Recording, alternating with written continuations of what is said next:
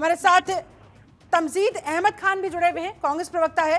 अहमद जी, क्या उम्मीदें तीसरे चरण का मतदान खत्म होते होते किस तरफ इशारा? कितने कॉन्फिडेंट आप लोग, या फिर अंदर खाने चिंता की बात? हम लोग एक निर्णायक बढ़त की तरफ बढ़ चुके हैं। कहीं हम लोग कोई कंफ्यूजन नहीं। पहले ही 2 चरण में भारतीय जनता पार्टी बहुत पीछे हो चुकी थी पूरे चुनाव में। अब देखिए ये पूरा चुनाव भारतीय जनता पार्टी लड़ कैसे रही है। कोई एक नैरेटिव नहीं जो भारतीय जनता पार्टी इसमें सेट कर पा रही हो। पहले चरण का जब चुनाव हुआ तो इन लोगों ने एक मोदी की गारंटी लेके ये आए मैदान में, जनता ने नकार दिया। 10 साल इन्होंने चुनाव लड़ा और 10 साल के बाद आज वो जब मैदान में आए तो कहने लगे कि मोदी की गारंटी है। क्या गारंटी पूरी की? 2 करोड़ का रोजगार था, 15-15 लाख रुपए देने का था, किसानों की आय दुगनी करनी थी, महंगाई खत्म करनी थी। तो जब 10 साल के बाद भारतीय जनता पार्टी मैदान में आई और मोदी की गारंटी लेके पहले चरण में गई तो जनता ने नकार दिया और भारतीय जनता पार्टी ने भी इस चीज को समझा और उन्होंने उसके बाद मोदी की गारंटी की बात करना बंद कर दिया। अच्छा, फिर जब दूसरे चरण में पहुंचे तो ये मंगलसूत्र लेके चले आए। अब समझिए कि किस तरीके से वो बैकफायर किया कि अब भारतीय जनता पार्टी के जो प्रवक्ता बैठे हुए हैं वो भी उसकी बात नहीं करेंगे। देश की जनता ने बहुत रिटेलिएट किया कि आप कैसे इस तरह की बातें कर सकते। भारतीय जनता पार्टी क्या मंगलसूत्र पे चुनाव लड़ेगी? इतनी पवित्र चीज है मंगलसूत्र, उस पर चुनाव लड़ने पहुंच गई। तीसरे चरण में जाए तो फिर अपना वही जो कैरेक्टर है हिंदू मुसलमान को लेके पहुंच गए। जनता ने उसको भी रिटेलिएट कर दिया। पूरी तरीके से जनता ने इनके सारे मुद्दों को खारिज कर दिया।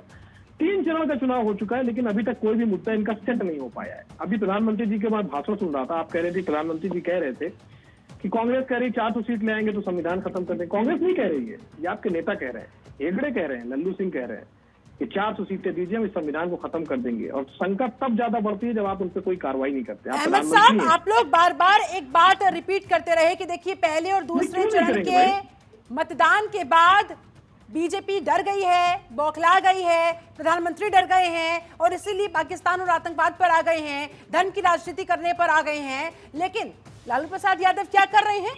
मुस्लिम आरक्षण पर वो बयान देकर क्या ये आपका डर नहीं दर्शा दिया उन्होंने? क्या इंडिया गठबंधन भी नहीं डरा हुआ है?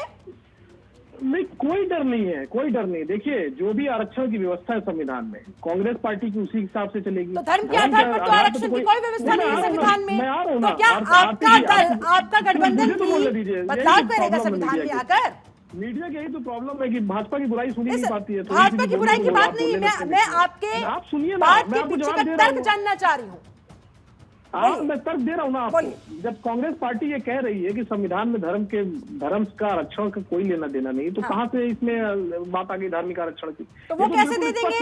धर्म के आधार पर लालू प्रसाद यादव कैसे दे देंगे? कौन क्या बोल रहा है क्या नहीं? मैं तो कांग्रेस का प्रवक्ता हूँ, मैं कांग्रेस की जवाब नहीं सर, आप इंडिया गठबंधन के प्रवक्ता हैं इस समय। आप गठबंधन में एक परिवार का हिस्सा है, सवाल आपसे भी पूछे जाएंगे। देखिए सवाल का जवाब मैं यही दे सकता हूँ। जो कांग्रेस पार्टी का जो मत है, धार्मिक आधार पर संविधान में आरक्षण की व्यवस्था नहीं, कांग्रेस पार्टी का स्पष्ट मत है। अब लालू प्रसाद यादव जी जो बोल रहे हैं वो उसका जवाब लालू प्रसाद यादव जी की पार्टी देगी। लेकिन भुगतना तो फिर आपको भी पड़ सकता है, मानते हैं इस बात को? अगर लालू प्रसाद यादव ने, आपके किसी और सहयोगी दल ने कोई गड़बड़ की तो रिजल्ट, नतीजा जब विपरीत आएगा तो खामियाजा तो कांग्रेस को भी भुगतना पड़ेगा। देखिए एक बात समझिए शिल्पा जी, सीधी सी बात है, कितना भी चुनाव को भटकाने की कोशिश किया जाए, ये चुनाव भटकने वाला नहीं है। देखिए एक बात समझिए, देश मुद्दों पे लौट चुका है। 2 करोड़ रोजगार का वादा किया था भारतीय जनता पार्टी ने हर साल देने का, नहीं दे पाए, फेल हो गए। लिखित रूप से इन्होंने दस्तावेज जारी कर दिया 2024 में आके कि हम फेल हो गए। अच्छा, सबको पक्का मकान देने का वादा किया था, महंगाई खत्म करने का वादा किया था, किसानों की आय दुगनी करने के वादा किया, कुछ हुआ क्या? सवाल ये बड़े खड़े हुए हैं शिल्पा जी। भारतीय जनता पार्टी पूरी तरीके से डिरेल हो चुकी है, पूरी तरीके से फेल हो चुकी है इस चुनाव में। ये यकीन मानिए कि 4 जून में ये इस देश के सत्ता परिवर्तन करने जा रहे हैं। तीसरे चरण के बाद हम लोगों ने एक निर्णायक बढ़त ले ली है। इस देश का, ये देश बाबा साहब संविधान के साथ चलेगा। भारतीय जनता पार्टी कितनी भी कोशिश कर ले, इस देश के संविधान किसके सपने साकार होंगे, किसके चकनाचूर होंगे, किसका परिवर्तन होगा, ये जनता तय कर ही लेगी।